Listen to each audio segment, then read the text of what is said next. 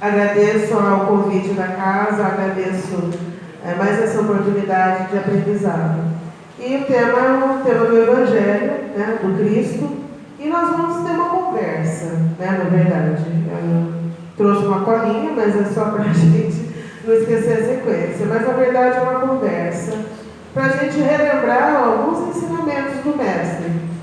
E quando ele fala para nós, né, entre tantas coisas que nos mostram o caminho correto, quando ele nos alerta, através de uma das falas do sermão profético, haverá falsos cristos e falsos profetas. Então nós vamos falar quem seriam esses falsos cristos, quem seriam esses falsos profetas. O tema de hoje é os falsos profetas. E que eram os profetas? Pessoas que tinham a presciência, pessoas que traziam informações, orientando as pessoas na época. Na época de Jesus, nós poderíamos dizer que seriam os médicos de hoje.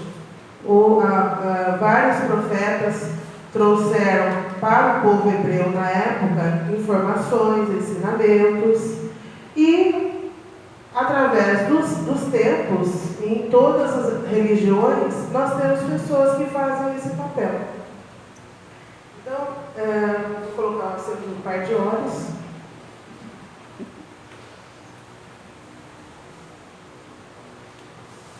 A gente começa com a primeira epístola de São João.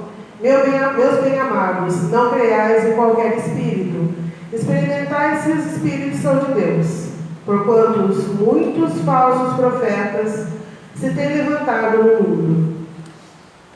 Então, para que essa explicação? Para que essa orientação ou esse alerta de João para nós?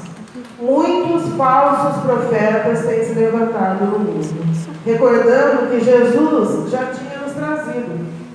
Porque ele viu, né, com todo o seu conhecimento espiritual, a sua bagagem espiritual, o Cristo já viu o que aconteceria com os seus ensinamentos ao longo do tempo. O que aconteceria com tudo que ele deixou. Como nós, seres humanos, usaríamos esse conhecimento. Então, a partir daí, cabe a nós uma reflexão de como nós estamos utilizando o conhecimento que chega até nós. Porque na antiguidade tinham os oráculos, né? As videntes, os profetas, que traziam as informações. Hoje, nós temos acesso às informações. E o que nós estamos fazendo com todo esse conhecimento? Nós estamos utilizando esse conhecimento para o nosso aperfeiçoamento moral? Ele está sendo uma ferramenta de evolução?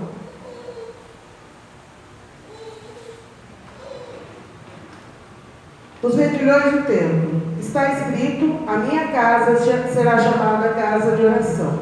Porém vós a tendes transformado em covis de ladrões. Mateus capítulo 21, versículos 12 e 13. E fala ainda: ai de vós, condutores de cegos, pois dizeis: qualquer que jurar pelo templo, nada é, mas o que jurar pelo ouro do templo, pela oferta, este faz certo. Insensatos e cegos, pois qual é maior? A oferta, o ouro ou o templo de Deus? Então, quando Jesus nos alerta que essas pessoas são cegos conduzindo outros cegos, é quando nós nos deixamos conduzir sem raciocinar, sem pensar. Quando Allan Kardec nos fala da fé raciocinada, da gente aceitar as informações dos espíritos, mas fazer como João, né? Observar se eles são de Deus, é porque nós estamos usando o nosso raciocínio. E isso é importantíssimo, porque nenhuma religião, nenhuma fé que privilegie o conhecimento, o autoconhecimento, ela está fadada a fazer fanáticos. E nunca foi isso que o Cristo quis. Sempre Ele colocou na nossa mão deu a nós a informação de que cabe a nós fazermos o melhor, cabe a nós caminharmos, cabe a cada um de nós sermos os artífices, os artesãos, da nossa evolução. Toda vez que ele fala, a tua fé te salvou, o que ele está fazendo? Ele está demonstrando que se nós não tivéssemos fé, ele não faria nada. Quantas pessoas passaram ao longo da vida pelo Mestre e não foram curadas? Ele poderia curar todas as pessoas, mas ele não o fez. Então, nós temos que fazer esse movimento de querer transformação. Ir ao Mestre e pedir para ser curado é um movimento de transformação que a gente inicia. E quando nós, ao invés disso, ficamos comodamente esperando os profetas anunciarem, o que tem que ser feito, nós caímos, nós vamos acabar nos transformando muitas vezes em joguetes. E ele fala mais aqui,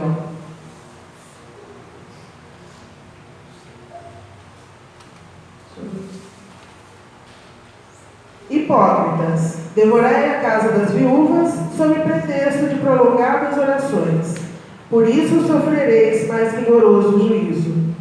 Deus não vende os benefícios que concede, não subordina a uma soma de dinheiro um ato de clemência, de bondade, de justiça e de sua misericórdia. Se achamos imoral pagarmos por termos proteção de um poderoso na terra, seria correto pagarmos pela ajuda do Criador do Universo? E aqui essa frase de Allan Kardec no Evangelho segundo o Espiritismo. Então, o que ele nos coloca? Quando Jesus chega ao templo e ele vê aquele comércio ao redor, vendendo pomba, vendendo a sorte, todo aquele burburinho, o que ele faz? Ele vai lá e ele expulsa os vendilhões do templo. E ele fala que lá é a casa do pai dele, é a casa de oração. Então, se Jesus falou para a gente não misturar religião e comércio já há mais de 2000 anos, como que hoje, nos dias de hoje, a gente vai aceitar falas que conduzem a esse tipo de coisa? Nós já temos conhecimento suficiente para saber que a gente não barganha com Deus. Não é uma relação de comércio. Ó Deus, eu faço tal coisa e o Senhor faz isso para mim. Então, ao expulsar os vendilhões do templo, Jesus é muito enérgico. Em nenhum momento nós vemos um outro momento em que Jesus é tão enérgico assim. Ele vai lá e derruba, expulsa. E é muito emblemático isso. Comercializar coisas na porta da igreja é um passo para se começar a comercializar dentro. Mas não é aquela colaboração para manter uma casa, uma igreja, um templo, o que seja.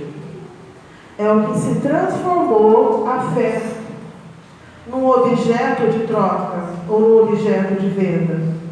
Então, quando nós vimos o que aconteceu, como foi deturpado o cristianismo,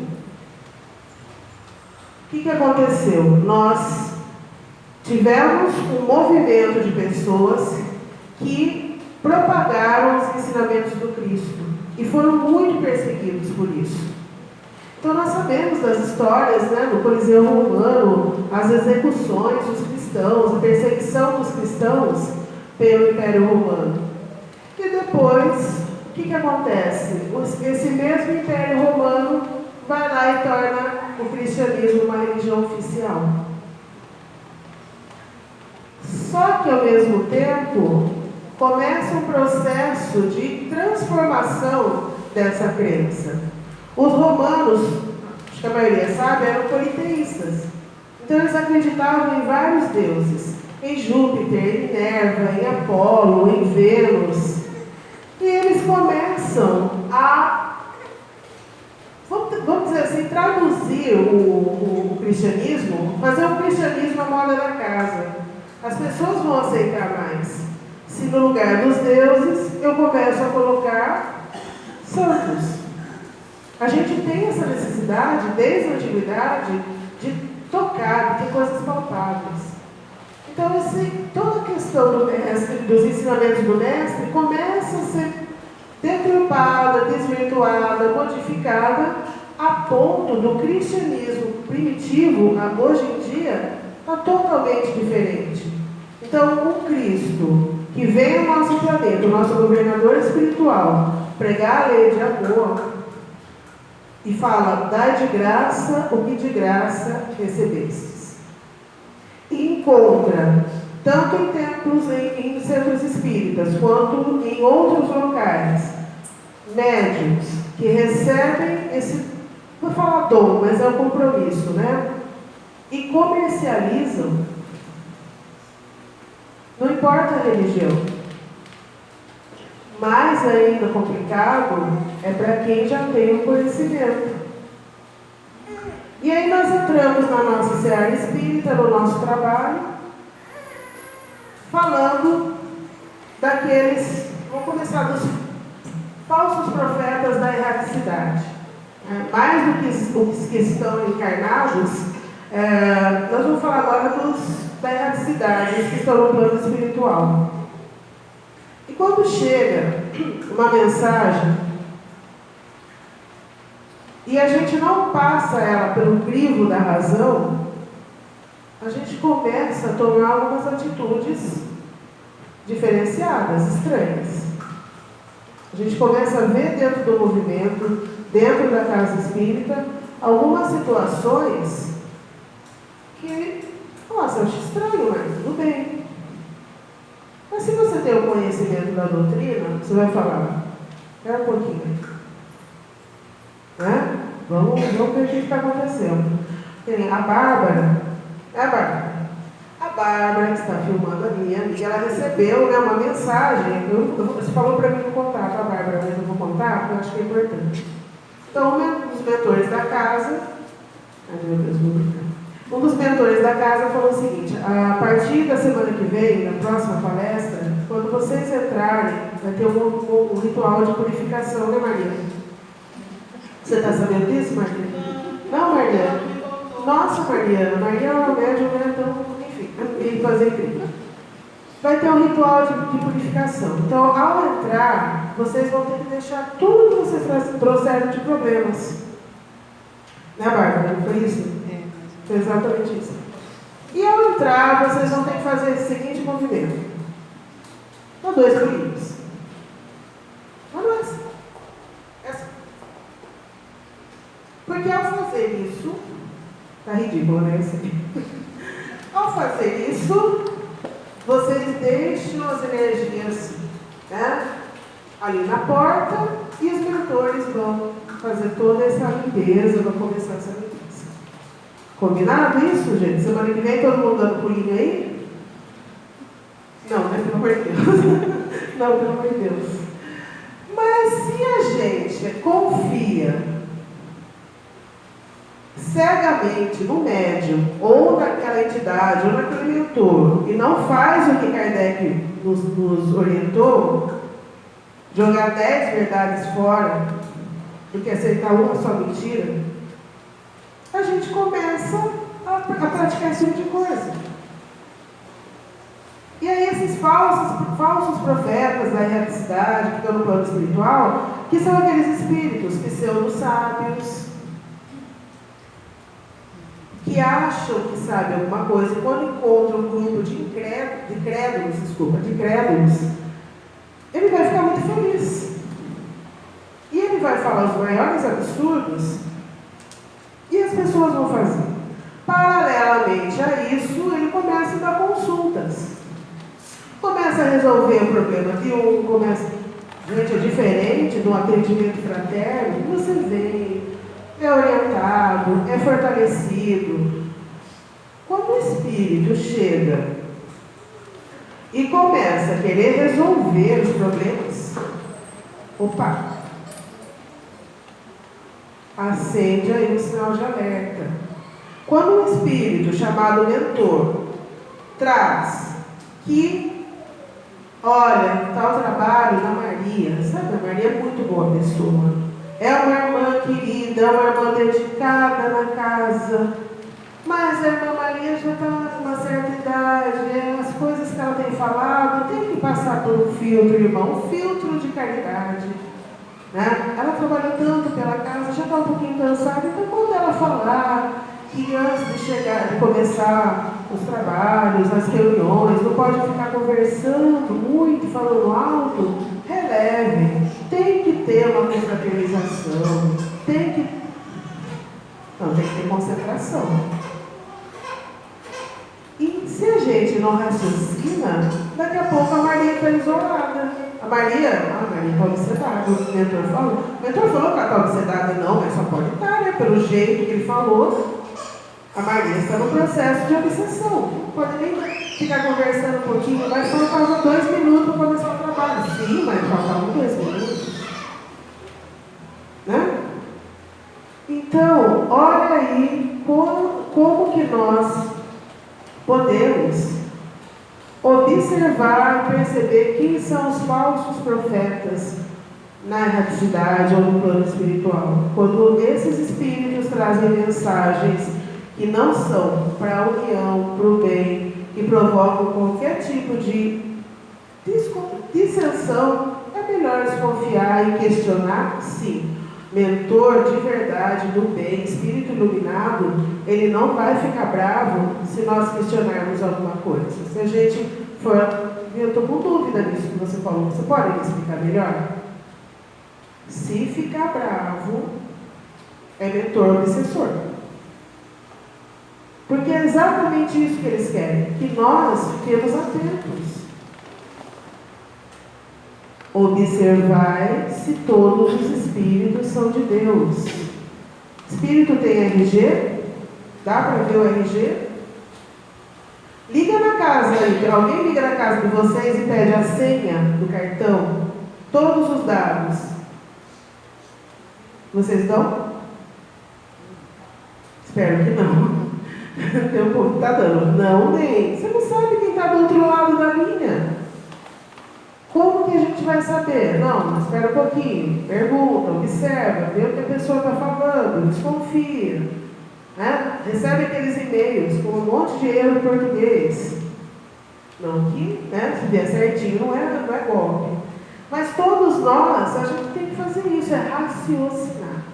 Então, os falsos profetas, porque é espírito que trouxe, está tudo certo?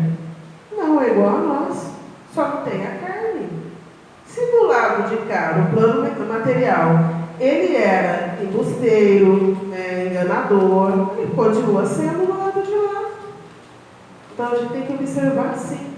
Nossa, mas os mentores permitem que no trabalho venha esse tipo de espírito? Mas claro, eles só ficam assim, ó, só olhando. Vendo a gente escorregar no ketchup, na maionese e na mostarda, né? Que a gente às vezes se empolga. Chegar, começar a elogiar muito, e a gente fica meio, né?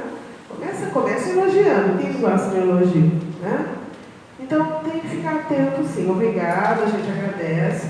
Eles trazem, de vez em quando, né, Maria? Muito de vez em quando, eles dão uma elogiada, né? Dão um ânimo pro grupo, mas se começar a elogiar toda hora, tem que desconfiar, porque a espiritualidade não vai perder tempo com isso. Eles vêm para que a gente trabalhe, para que a gente mostre serviço.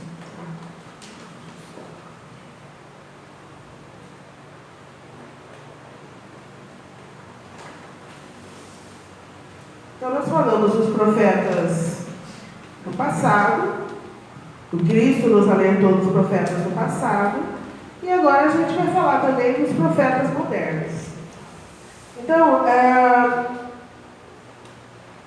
tudo que nós temos de informação do Cristo, quando ele nos fala dos lobos em pele de cordeiro, Ninguém que vai fazer uma coisa errada, ele é muito escancarado. Ele começa falando de Deus, falando das coisas boas, e no meio ele vai, né, como lobo, com a pele de cordeiro, ele vai soltando as palavras de lobo. Só que como ele está com a pele de cordeiro, o povo dele no começo acha meio estranho, uma ovelha como nós. E vai aceitando aqui, vai aceitando ali. Mas aí vocês vão me perguntar, Maria do Carmo, as pessoas não percebem? Quando Cristo diz onde está o seu tesouro, está o seu coração, ele com certeza sabia do que ele estava dizendo. O que eu tenho no meu coração que faz eu aceitar algumas falas que contradizem o Cristo, que contradizem a doutrina espírita? Porque quando a gente quer fazer coisa errada, a gente arruma desculpa. Né? A gente arruma desculpa. Mas para eu estar sofrendo assim, só pode ser perseguição espiritual. Para eu estar desse jeito é um inimigo do passado, com certeza. Agora, o que você fez com esse inimigo? Você não pensa. Você coloca como vítima. E cada um de nós, com o nosso compromisso assumido no plano espiritual, vem aqui para o nosso plano terreno e vai encontrar aqueles que a gente fez mal, né? Vamos usar essa palavra. Aqueles que a quem a gente fez mal, vamos encontrar e vamos ter que acertar as contas. Senão não dá para deixar para a próxima. Então, quem é lobo e pele de cordeiro aqui? Não respondo. Só, né? Quem será que é lobo? Como todos nós, em algum momento da vida, a gente tem lobo e pele de cordeiro. No nosso trabalho, no centro, às vezes a gente quer que a nossa vontade prevaleça. Aí você vai pelas beiradas, vai falando manso, vai dizendo. E nem sempre aquilo que a gente quer é o melhor. Mas a gente está acostumado a ser egoísta, a gente está acostumado a querer que as coisas sejam do nosso jeito. Eu estou falando isso porque eu sou exatamente assim. Estou numa luta que eu falo sempre, né? Eu estou sempre certa. Eu acho, né, que eu estou sempre certa. Né? Enfim. Ia contar uma piadinha, mas não cabe. Enfim. E aí, quando nós voltamos nos vendilhões do templo e a gente compara com as pessoas de hoje, né, com o que nós temos visto na nossa sociedade, o que as pessoas estão vendendo hoje? Não é passarinho em gaiola, não é unguento, né? Não é aqueles óleos aromatizados, mas eles estão vendendo que a religião é um grande balcão de negócios. Para que eu tenha a minha parte das benesses de Deus, eu tenho que dar, eu tenho que doar. E aí vem toda essa conversa de doação, vem numa embalagem bonita, porque os falsos profetas falam muito bem. Eles fazem curso de oratória, né? Porque eles têm que tocar o coração das pessoas, eles têm que tocar onde é o tesouro dela lá. O tesouro dela é ganhar na Mega Sena, o tesouro dela é ter uma mansão, o tesouro dela é ter um carro bonito. Merece? Merece, claro que merece. Todo mundo trabalha para ter coisas boas. Mas quando essas coisas boas, entre aspas, desviam você da sua finalidade, do seu compromisso, é complicado. Jesus não falou à toa: se o teu olho é motivo de escândalo, arrancai e jogai longe de você. É melhor entrar cego na vida eterna, não é isso? Então, quando a gente vem com alguma dificuldade na nossa vida, vamos vencer, não vamos pegar atalho não vamos desviar do caminho. Muito cuidado com as falsas promessas, principalmente as que estão baseadas em coisas materiais. Estar ligado a coisa material, essencialmente a coisas materiais, tem que abrir o olho, tem que desconfiar. Que é exatamente isso que os falsos profetas prometem. E eu estou falando aqui, não é só de dinheiro não. Existem os falsos profetas que querem poder. Então, para conseguir o poder, o que eles vão fazer? Eles vão falar aquilo que as pessoas querem ouvir. Eles vão utilizar das fragilidades, dos medos das pessoas, para manter as pessoas cativas, presas ao mito do Salvador da Pátria. Quando eu falo, Jesus é o Salvador, Ele nos salvou. Ele nos salvou do quê? Há 2000 anos atrás Ele morreu, Ele foi executado para nos salvar dos nossos pecados. Mas eu nem tinha nascido ainda. Não vou pegar pela lógica de alguém que não acredita em reencarnação. Se eu não tinha nem nascido ainda e eu estou nessa vida aprontando todas, eu posso aprontar todas, porque Jesus já me salvou.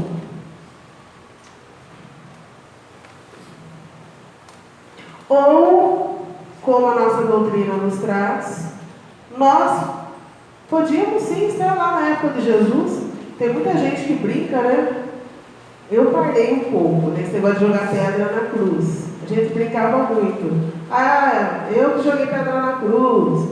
Eu falava assim, não, moço, eu ia dar só uma chicotada no moço. Eu falei, não, vai lá, põe ele na cruz. Né? Vai que, né, um dia no plano espiritual, quando fizer a nossa revisão de memória, ela vai que realmente, né, a gente estava lá chamando Barrabás, né, escolhendo Barrabás ao invés de Jesus. Então, cada um de nós traz dentro de nós as nossas escolhas, os nossos erros, os nossos acertos. Quando alguém aparecer com uma solução milagrosa, milagres a gente sabe que não existe, sem esforço, sem mudança, sem transformação, desconfie. E esses falsos profetas sempre têm o interesse deles. Não é na salvação de ninguém, não. Eu vou colocar tudo isso, gente, no livro que eu vou escrever. É um livro de autoajuda que eu vou escrever. Espero que vocês, Maria, se tiver um espaço. É um livro de autoajuda minha, tá, gente? Vocês vão comprar, vão ganhar dinheiro. Eu falo sempre que o livro de autoajuda ajuda o cara que escreveu, né? Brincadeiras à parte. Cada um de nós, vou repetir, é responsável pela nossa evolução. A gente que tem que nos fazer o trabalho de base. E os falsos profetas modernos? Será que tem algum falso profeta aqui? Porque quando a gente fala na palavra profeta, a gente só lembra daquelas pessoas que têm um dom, né? Ou de falar, ou de prever, Será que tem algum falso profeta? Será que eu sou uma falsa profeta? Quando é que a gente se torna falso profeta? Cada vez mais, hoje em dia, a gente está aqui, né? Estamos vendo aqui, meio que reféns da tecnologia. Se acabar a internet e der um problema, tem gente que fica desesperado, não consegue ficar sem ver o celular durante 1 hora, 5 minutos está olhando lá. Se alguém curtiu, se alguém não curtiu. Né? Então a gente quer os holofotes, quer saber de tudo. É muita informação. Embora a gente tenha milhões de neurônios, é muita informação ao mesmo tempo. E essas informações que chegam hoje pelas redes sociais, nos vêm também de falsos profetas. As chamadas hoje fake news, né? As notícias falsas, corrente do WhatsApp. Gente, ninguém merece corrente do WhatsApp. Eu tenho trauma de corrente. Vocês, por favor, quem tem meu WhatsApp, não mande corrente, porque eu fico absurdada. Eu saio de mim porque ninguém merece. Não é de Deus corrente. Sabe por quê? Quando eu era criança, jogavam na área de casa, não sei vocês, pessoal, todo mundo novo, jogavam os papéis com uma oração, com uma mensagem, publique 7 semanas no jornal, Como se a gente tivesse dinheiro para ficar publicando essas correntes no jornal. Publica, né? Fulano de tal não publicou e na semana seguinte quebrou a perna. Alguém lembra? Já viu isso, gente? Pelo amor, só Jesus na causa. Que Deus é esse que, se eu não fizer publicar essa oração para 100 pessoas, vai quebrar minha perna? Eu não quero esse Deus, pelo amor dele, eu não quero. Né? E aí, quando chegam essas correntes, essas notícias, essas coisas, né, esses pulinhos, né? E a gente não raciocina e manda. Quando escreve, compartilhe sem dó, aí que eu apago na hora mesmo.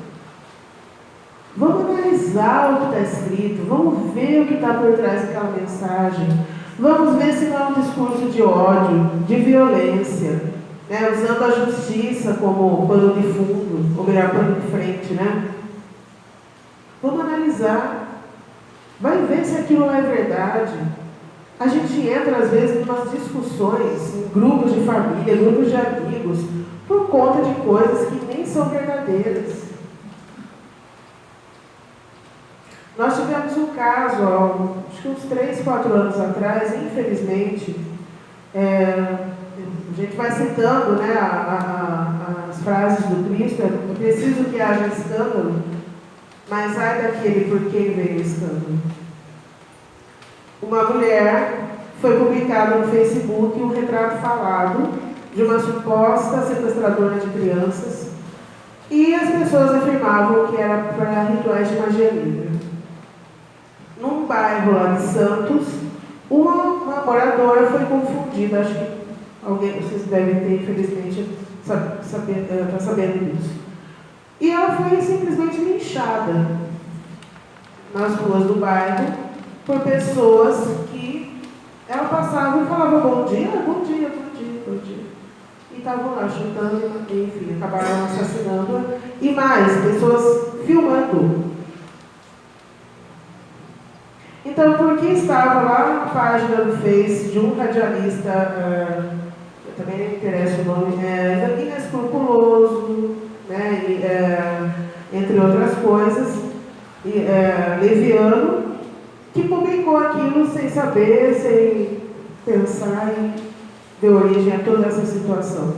E a gente está sempre recebendo notícias, fotos de pessoas que a gente nem sabe se é verdade.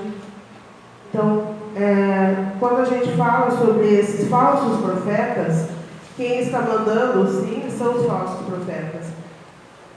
Mas e se nós repassamos? Estamos sendo também falsos profetas. Estamos ampliando as notícias relacionadas à violência, a preconceito, à discriminação.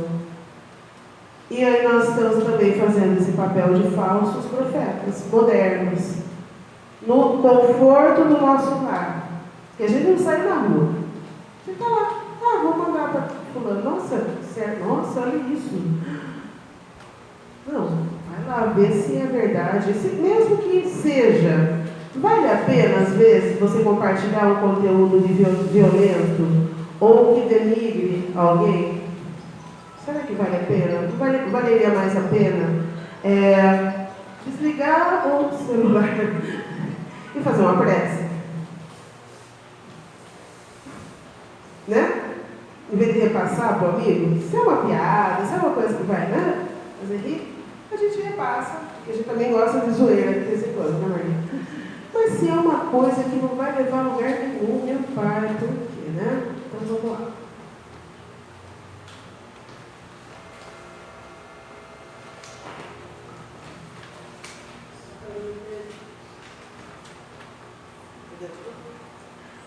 Então, falando dos falsos profetas, continuando, né, a gente tem 3 características deles.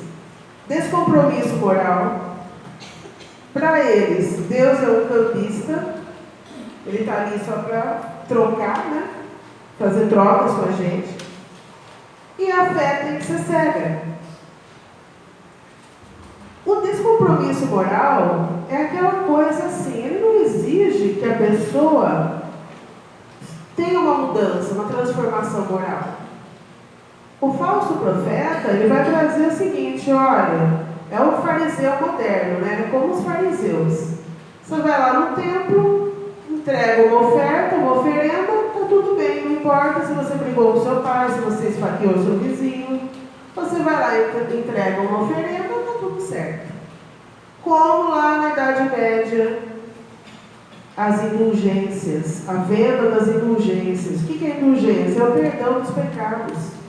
Você ia lá com uma sacolinha de ouro, pagava pela sua salvação, voltava, fazia tudo de novo, ia lá e pagava. Ou vendiam-se as relíquias. Era tanto o ossinho de Santa Teresinha, de Santa Catarina, lascas da cruz de Jesus, né? Lascas da cruz, que eram vendidas. Enfim, a fé mais uma vez, os vendilhões do templo mais uma vez, só que agora na Idade Média, espalhados, vendendo as relíquias. E mais que isso, quando a gente lê sobre a Santa, né, Inquisição, em que pessoas eram queimadas por discordar ou por ter algum conhecimento que a igreja da época condenava. Porque a primeira coisa que os falsos profetas promovem é a escuridão. A escuridão do pensamento. Não é interessante que as pessoas se eduquem, que elas tenham discernimento, que elas falem, se expressem. Pode ser uma bobagem, mas você tem que ter o direito de se expressar. Críticas, então, nem pensar. Então, cada um de nós, ao longo do tempo, a gente não sabe se viveu nessas épocas, se foi vítima, se foi algoz, ou trocando de papel, né, ao longo do tempo. Cada um de nós vai trazendo dentro de nós um tribunal em que a gente, muitas vezes, quer ser só o juiz, só julgar o outro, só julgar e sentenciar, tá? Porque você não chega... Fulano falou tal coisa de você. Você já vai brigar, você não vai perguntar se é verdade. Então, nós temos também que olhar e saber se nós não estamos sendo falsos profetas. Ao invés da boa nova do Cristo, nós não estamos trazendo a desunião, o preconceito, a separação.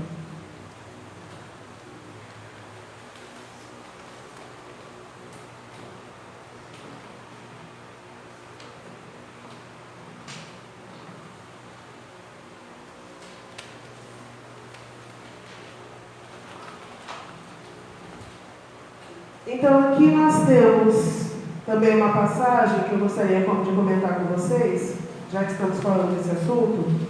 É uma frase atribuída a Sócrates. Alguém já ouviu falar dos 3 crivos? Ou das 3 peneiras? Sócrates foi um filósofo grego que, assim como Jesus, ele não deixou nada escrito. Foram Platão e Aristóteles, os filósofos que o sucederam, que trouxeram as informações, as mensagens. E Sócrates, ele foi condenado à morte porque ele corrompia a juventude na época. Então, na Grécia Antiga, ele reunia lá na Ágora, que era um grande espaço onde as pessoas se reuniam para debater, e muitos jovens iam lá ouvi-lo. E isso começou a incomodar os mais velhos, as pessoas que estavam no poder, porque ele fazia essa moçada pensar, refletir sobre as coisas, querer saber o porquê das coisas. E era mais interessante para os governantes que a população ficasse na ignorância. Enfim, é um processo longo, né, que quem tiver oportunidade é muito interessante. Ele é citado, inclusive, nas obras básicas. Kardec, né, coloca a questão do Sócrates. E é atribuído a ele a história dos 3 crivos ou as 3 peneiras. Então, uma pessoa chegou para ele e falou: olha, Sócrates, você não sabe o que eu estou falando de você. E aí ele perguntou, tá, pera um pouquinho, antes de você falar. O que você vai me falar é verdade? Bom, verdade, eu não sei se é verdade, né? Tá bom, tá bom. Então vamos passar pelo segundo crivo, pela segunda peneira. Vai ser bom para mim? O que você vai falar? Não vai. Muito pelo contrário, né? Você não vai. Tá bom. Então vamos para a última. Só mais uma. Vai ser útil? Vai servir para melhorar alguma coisa na minha vida? Não, pelo contrário, né? Acho que... Então, deixa pra lá, eu quero saber. Né? Cortou a fofoca ali. Imagina aquela pessoa. Sabe aquele fofoqueiro que quer contar uma coisa? Você corta a pessoa, deixa no ar? É isso. Não é verdade. Não é bom. Não vai ser útil. Não vou passar. Não vou ser um falso profeta, ou um arauto do Apocalipse, né? A gente fica assistindo aqueles programas que escorre sangue da TV, né? E aí aquela zoeira, né? O apresentador fica 15 minutos falando a mesma coisa, vai e volta, fazendo suspense, repetindo. E a gente ali naquela sintonia. Então, tudo isso a gente tem que observar. É muito interessante que quando a gente ouve falar dos falsos profetas, a gente pensa que está tudo muito distante de nós, que é alguém que vem com um plano maligno, né, um plano mirabolante para nos levar para o mau caminho. Mas nós também podemos ser falsos profetas no nosso dia a dia. Então, é uma reflexão para todos nós.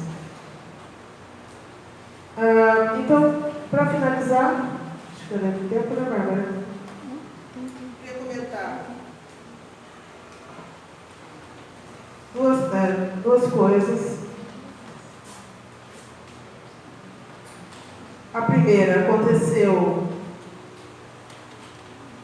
aconteceu numa reunião mediúnica que eu participo, né, ainda com a nossa querida. Começamos com a nossa querida Neuza Maria Golberias, que muitos aqui conhecem, é dirigente da nossa reunião, e aprendi muito com essa mulher maravilhosa, a quem amo demais. E ela me apresentou, né, acho que eu já comentei isso quando vim aqui, ela e o senhor Luiz Guimarães, com quem eu estudei as obras básicas na adolescência, ela e ele me apresentaram o Espiritismo de uma forma leve, alegre, séria também, né? É necessário, mas sem esse misticismo, sem esse peso. E eu lembro que uma das vezes que ela conversou com outro médium lá, ele falou para ela assim, um outro trabalho que existia na casa, ele chegou para ela e falou, Dona Neuza, a senhora está com 9 obsessores. Ela falou assim, não tira nenhum. Como assim, Dona Neuza? Não tira nenhum, deixa tudo comigo. Porque eu sei que se eles estiverem perto de mim, eu vou estar na linha. Vocês sabem que espírita que não entra na linha, entra na lenha, né, Maria? Tivesse ditado? Brincadeira, gente, o espiritismo não ameaça ninguém, tá, gente? É só consequências. Tá? Então foi essa forma, né, que muitas vezes na reunião mediúnica, eu vi alguns espíritos obsessores, né, aparentemente do mal, tal, eles saíam rindo com ela, porque ela levava todo mundo no bico, mas a gente também ia levar, né, o espírito obsessor. Rindo, porque ela tratava ele com amor, com humor, né, com seriedade, mas ela desarmava. E aí aconteceu uma vez que eu estava na reunião e antes da reunião a gente começou a comentar sobre as várias religiões e tal. E veio realmente um irmão, né, das ossos lá de obsessão. E, gente, no final da fala dele, só me restou falar o seguinte, muito obrigada, desculpa aí. Ele falou, como assim você está pedindo desculpa? Eu falei, eu estou pedindo desculpa porque hoje você me deu uma lição. Hoje, um obsessor, né? Falei para o pessoal, hoje um obsessor que nós chamamos de obsessor, veio até a nossa reunião mediúnica e nos deu uma lição de como respeitar. Ninguém achou que estava desrespeitando outras religiões. Mas a gente, às vezes, quando faz um comentário aqui e outro ali, a gente acaba que não percebe que melindra. E os espíritos estão ali, cada um tem a sua religião, tem a sua crença. Quem somos nós para criticar, para falar isso aqui? A gente tem que refletir. Mas ele falou, assim, não xingou, não foi nada, mas ele falou com tanta propriedade que nós falamos, gente, não resta outra coisa a dizer. Obrigado, desculpa. Você hoje, você nos ensinou, você nos deu uma lição. E ele ficou surpreso com a nossa, como nós encaramos aqui. Então o Espiritismo, ele não veio para mostrar que nós espíritas somos melhores. Não. O Espiritismo é só para nos dizer que tudo é normal. A gente é que complica. Está com o obsessor? Quem trouxe foi você, sua vibração, seu pensamento. Tem duas formas de você resolver isso. Nós resolvemos. Deixa eu botar no grupo. Você vai orar e vai ajudar esse irmão, porque ninguém fica 24 horas perfeito. A gente tenta vigiar, mas de vez em quando a vibração. Deu uma aproximação, ora. Está sem força? Procura alguém que possa te orientar. E ore por esse irmão. Não, que é um irmão mesmo. Só que está encarnado, está perdido, muitas vezes está ali do seu lado querendo uma ajuda. E aí o médium, hoje eu não estou no centro, estou com dor no corpo, hoje eu não estou bom. Não está mesmo, tem um espírito ali que está precisando de ajuda, que você vai levar, acompanhar até a reunião mediúnica, e se você não vai, ele vai ficar onde? Na sua casa. Aí na outra semana você não vai também, porque está pior ainda. Então é isso que o Espiritismo nos traz, conhecimento, não existe nada, mistérios, nada, vamos estudar. Kardec falou, se tiver alguma coisa que a ciência comprovar que seja melhor do que a doutrina falou, os espíritos, fica com a ciência. Gente, isso é maravilhoso. Uma pessoa falar isso é porque ela tem certeza e não tem preconceito nenhum em admitir que poderia estar errado. Que doutrina que faz isso? Se a ciência provar alguma coisa contrária, deixa essa parte aí do espiritismo e pega o que a ciência fala. De tão cientista que ele era também, né? E tão confiante. Então, Kardec ouvia os espíritos, mas ele pegava as informações e distribuía entre vários médiuns para ver se era a mesma coisa. Ele não ia aceitando. Ele ia lá e comprovava. Por quê? Porque podia ser um falso profeta. Então é isso. Muito obrigada pela atenção de vocês. Agradeço demais a essa casa, aos mentores. E essa oportunidade de estar aprendendo mais. Então, muito obrigada. Maria, obrigada. Muito. Obrigada, gente.